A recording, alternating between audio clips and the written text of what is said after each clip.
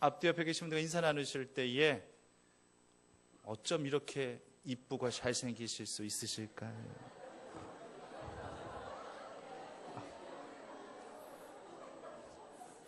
아니 왜 웃으시는 건지 나 도통 이해를 못 하겠어요. 아니 그 웃으면서 얘기를 하셔야 되나 그거를? 안 웃고 얘기하시면 그냥 입에 침 바르고 뭐 하는 그런 말로 이해가 되잖아요. 웃지 말고 정색하시면서 하셔야 되는데. 할렐루야. 우리 구창석 집사님의 이 찬양 인도를 이렇게 들으면은 어떨 때는 한 편의 설교를 듣는 것보다 여기서 은혜를 다 받고 가는구나 라는 그런 생각을 할 때가 참 많이 있어요. 예. 어떨 때는 정말 그게 정말 은혜가 없고 영성이 없으면은요 절대 그렇게 찬양 인도할 수가 없습니다. 찬양 인도라고 하는 것은요 이 자리에 쓴다는 것 자체가 어떤 인간적인 기교를 갖고 하는 것이 절대 아니지 않습니까? 받은 바 은혜, 그 경험들, 체험, 그 말씀을 밑바탕으로 그렇게 찬양을 하고 또 멘트를 하시고 그 인도에 가시는 것인데, 그냥 오늘은 더 특별히 제가 뒤에서도 안내하면서 들었었고 또 앞에서도 또 듣고 있는데 보고 있는데 참 은혜라는 것이 바로 이런 것이구나. 참 영성 있는 그러한 찬양의 리더자라고 하는 것이 바로 이런 것이구나 하는 것을 한번 새삼스럽게 다시 한번 느껴보게 됩니다. 그래서 한 편의 설교를 들은 것보다 여기서 은혜를 다 받았다라는 생각이 들어요. 하지만 그래도 설교는 해야 되겠죠. 저도 준비한 게 있으니까. 그렇겠죠? 요즘 돌아가는 이 세상을 보면은요, 정말로 마음 둘 곳이 어디 있을까라는 생각이 저절로 들게 됩니다. 그렇다고 텔레비전 뉴스를 안 볼 수도 없고요. 또 보려고 하면 속이 막 뒤집어질 만한 뉴스들로 가득 차 있어가지고 이거 뉴스를 정말 봐야 돼 말아야 돼 막 이런 고민하면서 TV 뉴스, 9시 뉴스, 8시 뉴스를 볼 때가 많이 있습니다. 세상은 점점 각박해져 가다 보니까요, 흉흉한 소식들만 계속 들려지는 거예요. 정치권은 계속적으로 인준을 해준다, 못 해준다, 뭐 통과됐다, 부결됐다, 뭐 서로 밥그릇 싸움이라도 하듯 정쟁에 맞물려 여야 간에 으르렁거리기나 하고, 북한을 비롯한 그 대외적인 우리 주변 국가들 대외적인 정세를 보자한다 할지라면 곧 전쟁이라도 그 날듯한 그런 위기와 두려움 속에 살아가고 있는 것이 사실이에요. 또 우리나라뿐만 아니라 우리도 이번 여름에 얼마나 물난리로 이 청주가 얼마나 고생을 많이 했습니까? 지구촌 곳곳에서도요, 뭐 홍수다, 물난리다, 뭐 지진이다, 뭐 난리가 아니라 이 난리와 소문이 정말 끊어지질 않습니다. 정말. 요즘에는요, 여중생들도 무서워요. 학교 폭력이 물론 있겠지라고는 생각했지만은 그 동영상을 아마 TV를 통해서, 뉴스를 통해서, 인터넷 매체를 통해서 보신 분들은 어느 정도 다 아실 거예요. 야, 피를 내면서까지 그렇게 폭력을 가한다? 야, 저는 감히 이건 정말 충격적이 아닐 수가 없어요. 원래 피를 보게 되면 조금 움츠리잖아요. 그게 사실 인간이거든요. 겁을 먹게 되거든요. 때렸는데 상대가 하고 맞았는데 코피라도 나. 그러면은 때린 사람이 겁에 질려가지고 그냥 더 이상 때릴 수가 없는 거잖아요. 때려보셔서 아시잖아요. 안 넘어가시네. 야, 우리 충북교회 교인이 이거 맞아보신 분은 코피 나셔보셨잖아요. 맞아보신 분 계세요? 아예 싸움 자체를 안 하셨구나. 싸움 자체를. 감사할 일이죠. 예. 그렇게 되거든요, 원래요. 딱 피를 보게 되면은 때린 사람도 겁에 질려가지고 더 이상 어떻게 할 수가 없어요. 미안해, 괜찮아? 이렇게 되는 거거든요, 사실상. 근데 요즘 세상은 이런 걸 즐기는지, 그것도 여중생들. 여학생들이 무서워요. 이런 것을 즐기면서 무릎을 꿇히면서 폭력을 행사했다. 이건 굉장히 놀랍습니다. 세상이 정말 어떤 식으로 어떻게 지금 돌아가고 있는지요. 정말로 맘 붙일 때 한 군데도 없다는 생각이 들 정도로 참 답답할 때가 많이 있습니다. 이 모든 것들은요, 거의 모두가 저뿐만이 아니라 우리 여러분들 모두 다 동일하게 느끼는 그러한 감정이겠다라는 생각이 듭니다. 이 모든 것이 내 삶에 직접적인 영향을 주는 것이 아니기 때문에 먼 나라 이야기인 양, 다른 사람들의 이야기인 양 그렇게 생각하시는지도 모르겠지만은 실제로 내 삶 가운데 속에서도 내 가까운 주변 가운데 속에서도 이런 것을 경험할 수도 있다는 얘기예요. 저는 이 아이들을 유기하는 거 이거 정말 저는 남의 일이라고 생각했어요. 근데 제가 전에 안산에 있었을 때 저희 교구 아이가 실제로 유괴를 당했었어요. 교구 목사도 뭐 발칵 뒤집어지는 거예요. 정신이 없더라고요. 다행히 하루 만에 서울역 앞에서 검거를 했어요. 그래도 그 유괴범이 그래도 어떤 폭력적인 유괴범이 아니었고 그래도 말 들어보니까 그래도 아이에게는 어떤 그런 육체적인 피해를 주지 않고 그냥 공포에만 질리게 했던 것뿐이죠. 그래서 그렇게 다행스럽게 검거를 했으니까 다행이지만은 그때 그 부모의 마음이 어땠겠습니까? 젊은 집사님 부부였었는데 굉장히 피가 마르죠. 그 집에 저도 현관까지만 갈 수밖에 없었어요. 아니면 아내는 못 들어오죠. 그 집에는요 형사들이 벌써 와 있더라고요. 형사들이 와 있어가지고 이 도청장치 있죠. 전 TV에서만 보는 그 도청장치, 감청장치, 위치 추적 같은 거 있지 않습니까? 통화를 통해가지고 그 위치를 파악하는 거. 그런 기계들이 그런 시스템들이 이미 다 그 집에 다 설치되어 있고 이제 전화 오기만 하면 진짜 TV에서 보는 거, 영화에서만 보는 그런 장면들이 그때 그 아이 집에서 펼쳐졌었던 거예요.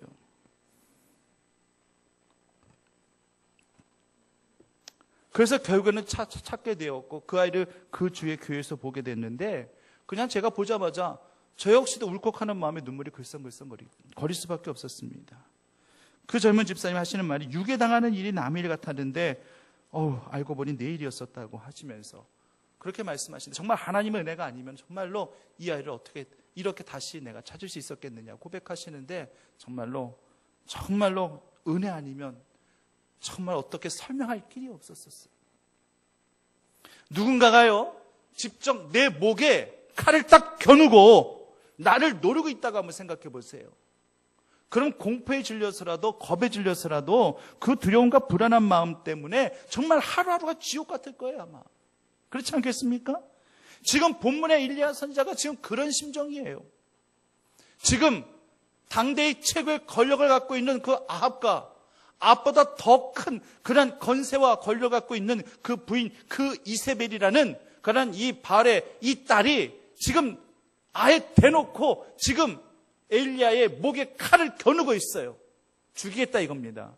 네 생명은 나한테 달려있다라고 그렇게 지금 달려들면서 지금 칼을 겨누고 있는 그런 상황이에요. 하루하루가 얼마나 힘들었을까요?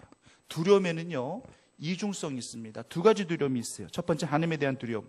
하나님에 대한 두려움은 하나님을 경외하는 믿음으로 드러나게 돼 있기 때문에 하나님에 대한 두려움은 우리가 필히 가져야 되는 것이고 하나님 외 그 모든 것에 대한 두려움. 그래서 그 두려움이 결국에는 사람을 위축시키고 멸망에 이르게 하죠. 그래서 성경은 아시다시피 두려워하지 말라는 그런 말씀이 365회나 나와 있다는 것을 언젠가 말씀을 드렸습니다. 엘리야 선지자는요 이 두 가지 두려움을 모두 갖고 있었던 선지자였어요. 하나님 두려움 때문에 하나님을 경외하는 그 신앙 때문에 바알 우상 앞에서 절대 머리 굽히지 않았습니다. 절하지 않았습니다. 그리고 갈멜산상에서 850명의 그 우상 선지자들을 하나님의 능력으로 그리고 결국 그 기도 가운데 모두 다 그 갈멜산 멸절시키죠. 이 일로 인하여 이제 이세벨이 더 악한 마음을 갖게 됩니다. 그래서 자신의 그 종교 이 선지자들 850명이 죽임을 당했다. 물론 하나님께서 죽이신 거지만은 죽임을 당했다. 근데 결국에는 엘리야 너 때문에 죽임을 당한 것이다 생각하고 이제 모든 그러한 이 표적이 이제 자연스럽게 엘리야를 향해 가게 되더라고 하는 것입니다. 그러다 보니까 엘리야도 인간이다 보니까 그도 사람에 대한 두려움을 갖게 되는 거예요. 그래서 지금 예루살렘에서 도망쳐가지고 부엘사다 로덴 나무 안에서 지금 피해 있는 거예요. 그러면서 지금 하나님과 지금 대화를 나누며 지만 간절하게 지금 처절한 모습 가운데 하나님 앞에 기도하고 있는 간구하고 있는 그러한 엘리야의 모습을 오늘 본문에서 살펴보았습니다. 그런데 얼마나 고통스러웠으면 정말 얼마나 두려웠으면 차라리 하나님 내 생명을 가져가 주십시오 라고 그렇게 고백했을까? 이 병상의 환자들도요, 의지가 나약해지면은요, 하나님께 이렇게 고백하는 경우도 분명히 있을 거예요. 처음에는 내 힘 갖고 내 의지 갖고 한번 이 질병과 한번 싸워봐야 되겠다는 마음을 갖는단다 할지라도 뭔가 차도가 안 보이고 병이 급해지고 고통스럽고 괴로워하면은요, 결국은 이런 고백을 또 할 때도 있을 거예요. 내 힘으로 안 되는구나 이런 생각을 갖게 되면은요, 믿음 안에 서 있는 사람들과 믿음 밖에 서 있는 사람들의 반응은 확연하게 차이가 납니다. 믿음 밖에 있는 사람들은요, 자포자기해요. 절망합니다. 괴로워합니다. 현실을 비관합니다. 그러므로 삶을 스스로 포기하는 경우들도 분명히 있습니다. 하지만 믿음 안에 있는 사람들은요, 이러면 이럴 때일수록 더욱더 하나님 앞에 매달립니다. 내 힘으로 안 되기 때문에 더더욱 하나님을 붙잡고자 하는 거예요. 그것만이 내가 살 길임을 알기 때문에 더더욱 붙들고 붙잡고자 하는 것입니다. 근데 오늘 본문의 엘리야를 보면은요, 두 가지 반응이 전부 다 나타나고 있어요. 솔직하게 생명의 위협을 느끼며 쫓길 때에 역시 그는 처절하리만큼 하나님 앞에 매달리고 지금 간구하면서 기도하고 있는 거예요. 홀로 강야 이 로덴나무 아래에 와서 하나님 앞에 매달리고 간구하며 기도하고 있는 거예요. 그 길밖에 살 길이 없다는 것을 엘리야가 너무나도 잘 알고 있기 때문에 지금 이렇게 하고 있습니다. 아주 애원하는 마음으로 간절히 지금 매달리고 있는 겁니다. 또한 차라리 이렇게 살 바에는 하나님 내 생명 가져가 주십시오. 차라리 죽여주십시오. 이렇게 고백한 것을 보면 삶을 비관한 것도 맞아요. 자포자기한 심정으로 삶을 포기하려고 했던 것도 맞습니다. 그렇다면 이런 질문을 한번 해볼 수 있겠죠? 그러면 지금 엘리야는요, 믿음 안에 서 있는 것입니까? 아니면 믿음 밖에 서 있는 것입니까? 이런 질문을 우리가 능히 해볼 수 있을 거예요. 두 가지의 반응이 다 나타나고 있으니 그렇단다 할지라면 정말 믿음의 안 그리고 믿음의 밖, 이 경계선에 지금 걸쳐 있는 상태이냐? 아마 이런 질문도 분명 하실 수 있으실 거예요. 하지만 분명히 말씀드리지만 엘리야 선지자는요, 믿음 밖에 있었던 적이 단 한 번도 없었습니다. 그는 언제든지 믿음 안에 서 있었던 그런 선지자였습니다. 지금도 마찬가지예요. 그도 인간인지라 낙심하죠. 합니다. 갈멜산상의 기적 다음에 그에게 찾아온 건 주님의 나라 회복도 아니었습니다. 아니면 크신 상급도 아니었습니다. 찾아온 건 목숨의 위협이었거든요. 목숨의 생명을 위협하는 칼날이었거든요. 자기 혼자밖에 남지 않았다고 생각할 때에 이런 마음 갖는 거 지극히 당연합니다. 오히려 이런 모습을 보면서 저는요, 오늘 부모의 말씀 너무나도 유명한 말씀이고 우리 성도들도 많이 접한 말씀이잖아요. 이 말씀을 접할 때마다 어떤 마음이 들면은 이 엘리야 선지자에 대한 어떤 연민의 마음이 들어요. 오죽했으며 한때도 아니지, 바로 엊그저께 850명의 바알 이스라엘 선지자들 앞에서 그렇게 호령하며 그렇게 당당했던 엘리야도 나와 똑같은 그런 인간임에, 똑같은 성정을 가진 인간임에 틀림이 없구나. 그도 두려워할 수밖에 없는 우리와 똑같은 성정을 가지고 있는 그러한 인간이구나 하는 생각을 하게 되니까 지난 연민의 마음도 들더라고요. 이런 마음 드는 것이 자연스러운 겁니다. 그리고 그가 정말 죽고 싶어서 정말 죽겠다라고 하나님 앞에 고백한 것이었을까요?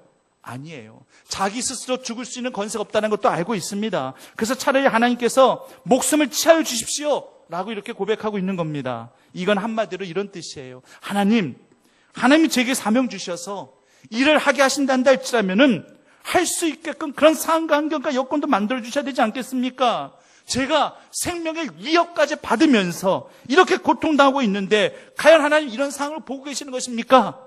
내가 홀로 남았으니 하나님 과연 어떻게 하시렵니까? 이런 식으로 지금 하나님 앞에 호소하고 있는 것과 똑같은 거예요. 나를 죽여주십시오. 여기에 초점과 포인트가 있는 것이 아니에요. 이제 내가 홀로 남았으니 이제 하나님 나를 도와주시면 되지 않겠습니까? 하나님 나를 돌보시지 아니하시고 나를 살펴주지 아니하시면 나는 버텨낼 힘이 없습니다. 그건 죽는 것보다도 못한 겁니다. 이런 식으로 지금 하나님 앞에 호소하고 있는 거예요. 그때 하나님도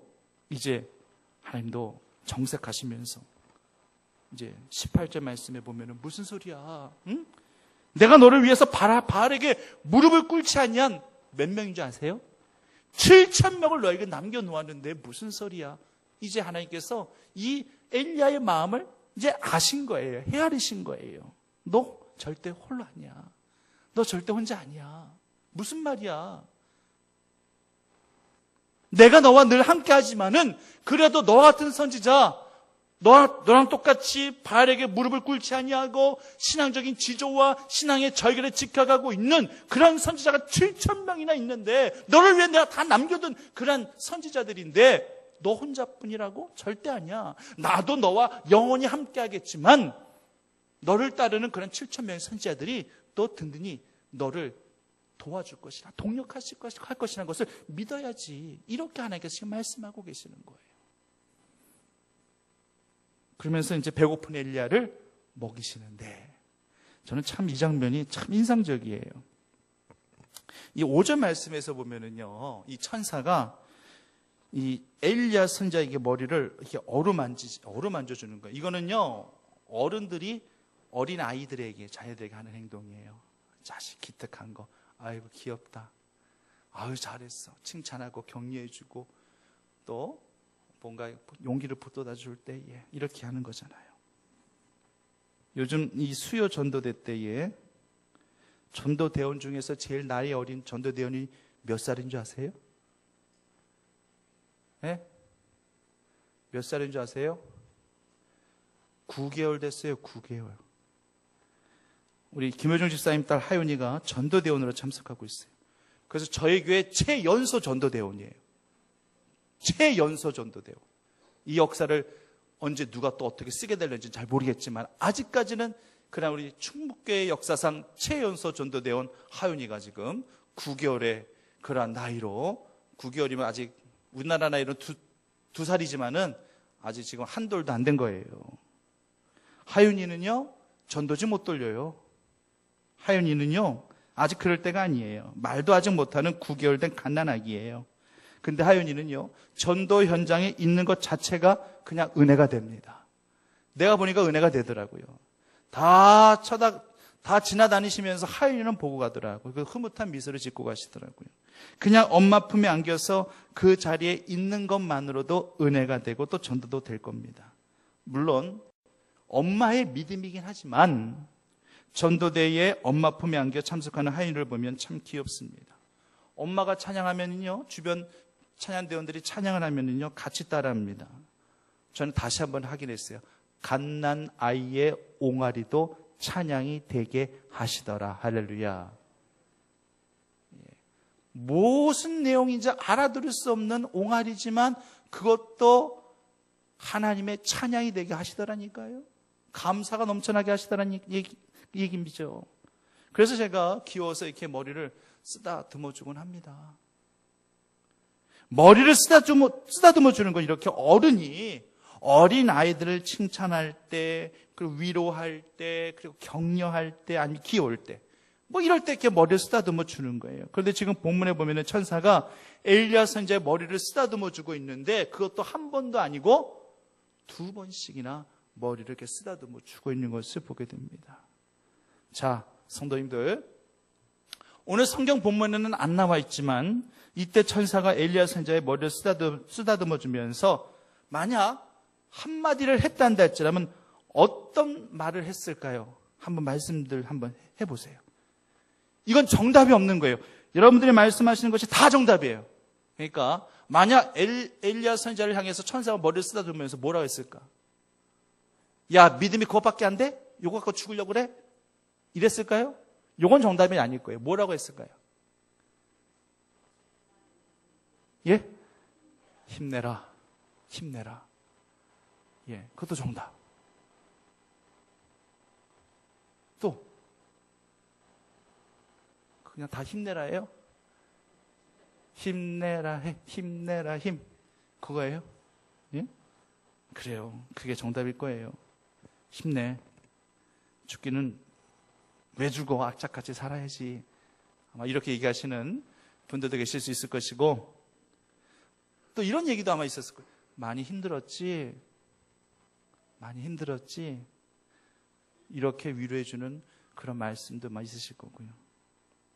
이런 위로와 힘을 보태주는 그런 말들과 함께 지금 숯불에 구운 떡과 물 한 병을 먹으라고 합니다. 얼마나 맛있었을까요? 지금 기근의 때 아닙니까? 지금 기근의 때. 예? 지금 먹을 것도 부족하고 그리 시냇가도 다 말라버릴 정도로 가뭄이 극심한 때여서 물 마시기도 쉽지 않은 그런 그때에 물 한 병과 숯불에 구운 떡 한 덩이든 두 덩이든지 간에 그런 것들. 이야, 저는 떡이 그냥 떡도 괜찮은데 아주 성경에 구체적으로 구운 떡이라고 얘기하고 또 구체적으로 어디에 구웠다고 얘기해요? 야, 숯불에 구운 떡이라고 이렇게 구체적으로 표현하고 있는, 야, 저는 이 부분이요 굉장히 새롭더라고요. 숯불에 구운 떡이다. 여러분 숯불에 구운 떡 드셔보셨습니까?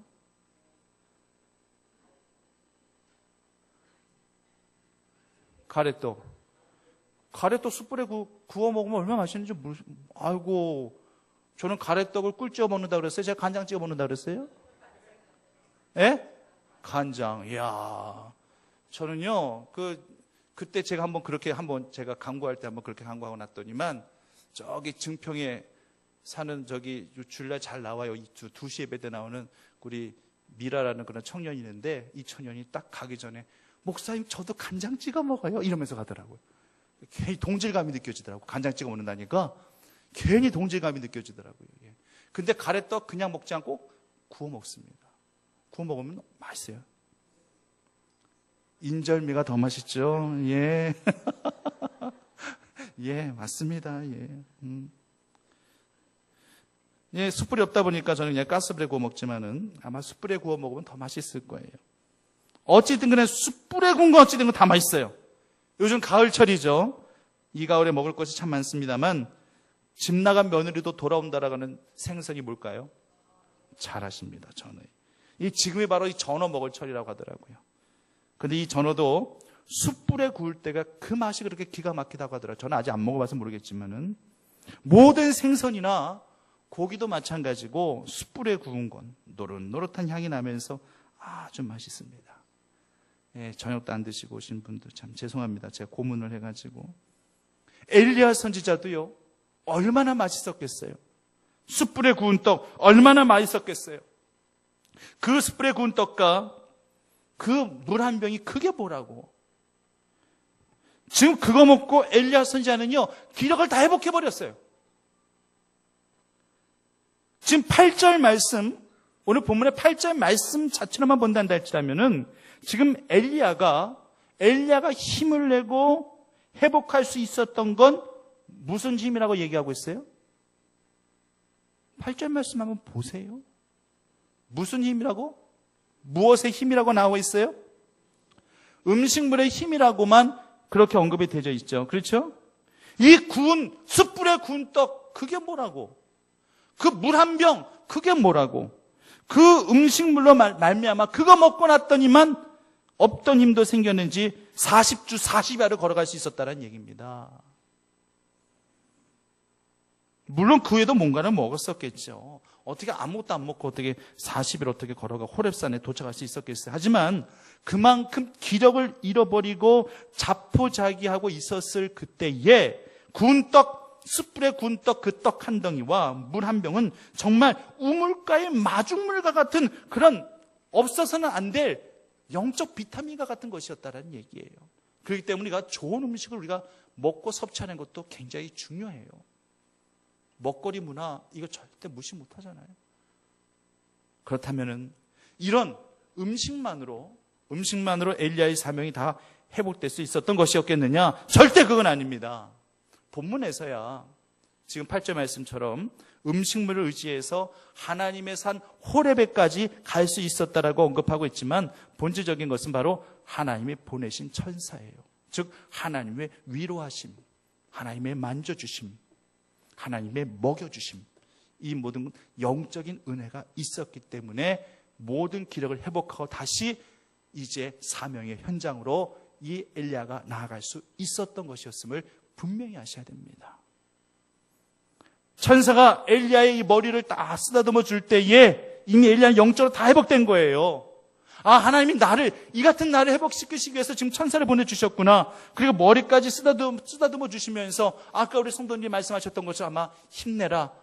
내가 있으니까 힘내라. 아마 이런 식으로 분명 위로를 했겠죠? 그런 위로가, 그런 격려가 얼마나 힘이 됐는지 모릅니다. 이것 때문에 이제 그 모든 자리를 털어버리고 일어나고 이제 나아갈 수 있었던 것이었어요. 이게 포인트입니다. 그리고 난 다음에 구운 떡과 물 한 병, 그 다음인 거예요. 저희 집에도 고3이 있습니다만 이 고3에 있는 집안에는 아무래도 모든 것들이 조심스러울 거예요. 혹시 다행이라도 아이 성적이 오르지 않으면 참 대신 공부해 줄 수도 없고 성적이 안 오를 때 아마 본인 당사자들은 아마 부모님들보다도 주변 사람들보다 더 아마 힘들어 할 겁니다. 이럴 때 부모가 한다는 말이 대체 수능 시험이 몇 달 남지 않았는데 너는 대체 성적이 이 모양 이 꼴이냐 하면서 그렇게 만약 다그친다 할지라면은 아마 그건 그 아이에게 독을 쏟아내는 것과 똑같은 걸 거예요. 지금의 상황은 아마 그럴 겁니다. 부모는 조바심이 나도요, 내색하지 않고 너 잘 할 수 있게끔 열심히 할 수 있게끔 머리 한번 쓰다듬어 주고 격려해 주고 힘을 북돋아 줘야 됩니다. 당사자는 더 힘들죠. 아마 엘리야 선지자처럼 차라리 이런 입시지옥에서 사느니 그냥 죽어버렸으면 좋겠다. 아마 지금 이때에 이렇게 생각하고 이맘때 보면 입시 스트레스 때문에 스스로 목숨을 끊어버리는 그런 학생들이 꼭 나타나더라고요. 그래서 꼭 보도가 되더라고요.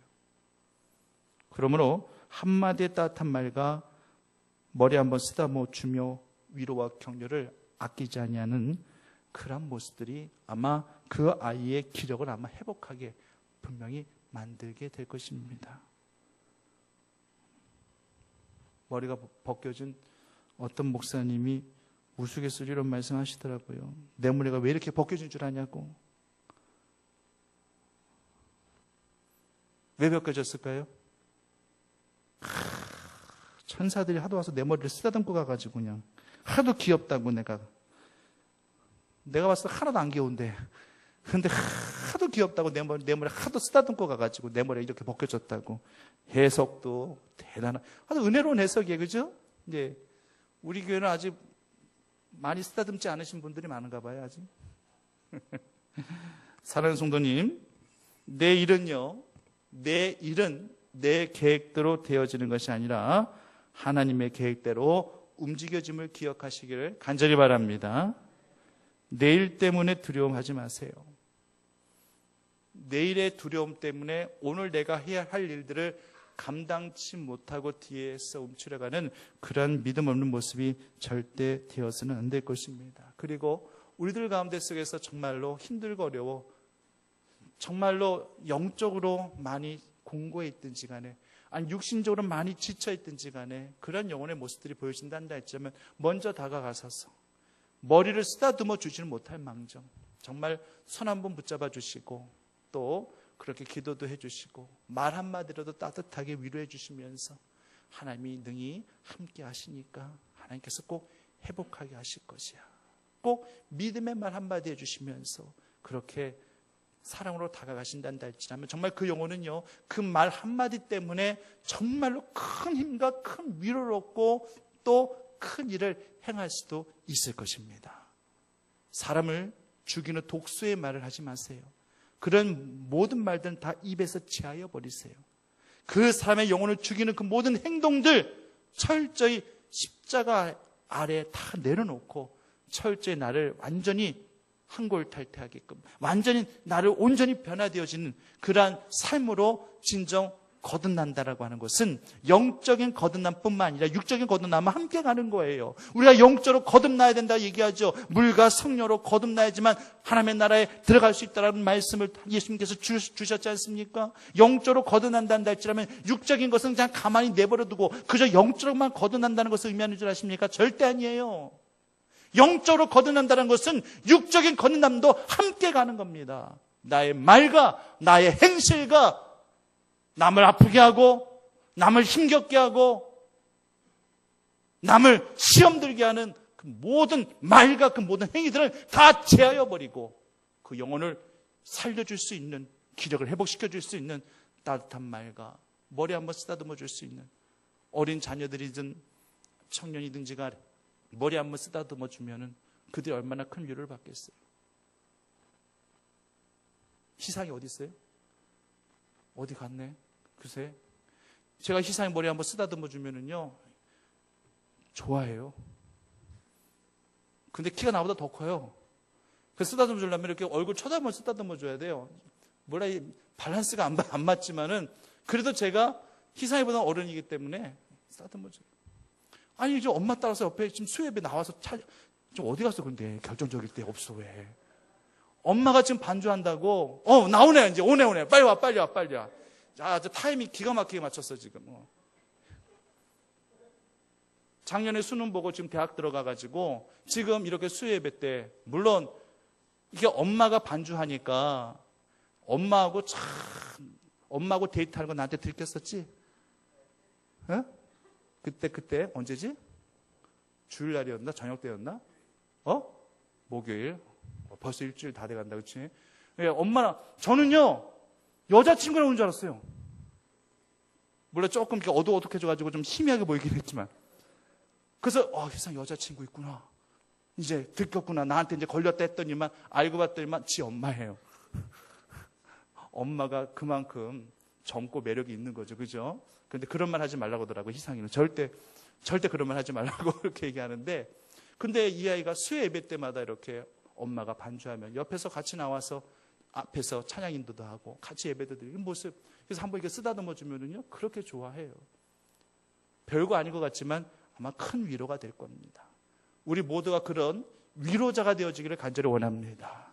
격려해주고 힘을 북돋아주고 일으켜 세워줄 수 있는 그런 위로의 힘으로 하루를 살아가시는, 그러면 진정 엘리야가 힘을 얻고 음식물뿐만 아니라 하나님의 위로하심으로 말미암아 다시금 영적인 기력과 육적인 기력도 회복시킬 수 있었던 것과 마찬가지로 우리 모두에게 그런 회복되어질 수 있는 귀한 은혜가 있게 되어지기만을 간절히 축원합니다. 살아계신 아버지 하나님, 엘리야가 이렇게 힘을 얻을 수 있었던 것은 단순한 음식물 때문은 아니었습니다. 음식물을 통하여 또 하나님의 그 위로와 하나님의 격려와 하나님의 사랑을 느끼다 보니 다시금 그 자리, 그 절망과 그 낙심의 자리를 다 털어버리고 하나님이 가라하신 그 호렙 땅으로 갈 수 있었습니다. 하나님, 우리의 기력을 잃어버렸습니까? 우리가 영적으로 혹시 공고한 그런 자리에 지금 놓여져 있습니까? 하나님, 모두 다 회복되어지게 하여 주시옵소서. 주의 말씀으로 회복되어지게 인도하여 주시옵시고, 주의 위로하여 주심으로 회복되게 인도하여 주시옵시고, 우리 모두가 또 주변의 많은 사람들에게 위로자가 되어서 위로의 복의 통로로 살아가는 저희 모두가 되게 하여 주시옵소서. 예수님의 이름으로 기도드립니다.